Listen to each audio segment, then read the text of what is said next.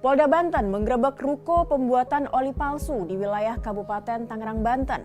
Dalam sehari, para pelaku mampu memproduksi 24.000 oli palsu dengan omset 57 juta per hari. Turun dulu. Kita dari Polda, ya. Saya minta mbaknya, masnya kooperatif. Ditanya jelasin, karena mbaknya ini karyawan. Tapi kalau mbaknya nggak kooperatif sama masnya nggak kooperatif, nah nanti bahaya. Polda Banten membongkar praktek pembuatan oli palsu di sebuah ruko di Kecamatan Panongan, Kabupaten Tangerang, Banten. Polisi menemukan barang bukti berupa oli bekas, botol kemasan, serta sejumlah peralatan untuk mengolah pembuatan oli. 2 orang pelaku diamankan polisi berinisial HB alias Ayung yang merupakan pemilik sekaligus pemodal, dan rekannya berinisial HW yang bertugas sebagai penanggung jawab di lapangan. Keduanya telah bekerja sama sejak tahun 2023 lalu.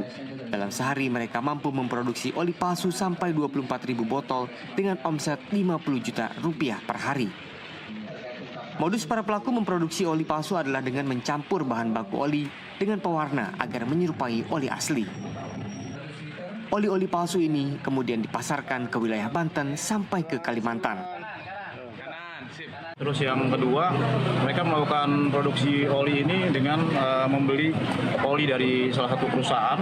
Setelah itu diolah kembali di lokasi produksi mereka dan di packing ulang dengan membuat repacking atau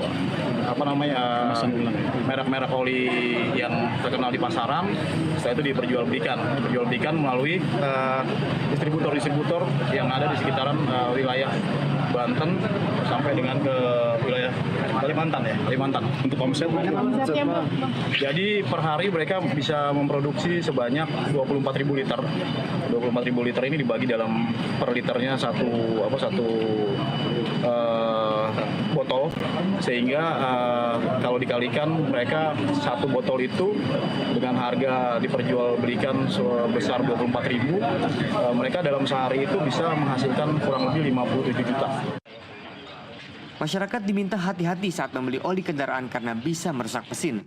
Adapun ciri-ciri oli palsu salah satunya bisa dilihat dari tutup kemasan botol, di mana tutup kemasan oli asli lebih rapat dari yang palsu. Para tersangka dijerat dengan pasal perlindungan konsumen dan perdagangan dengan sanksi hukuman penjara paling singkat 5 tahun. Dari Tangerang, Banten, Hashim Adnan, jurnalis NTV melaporkan.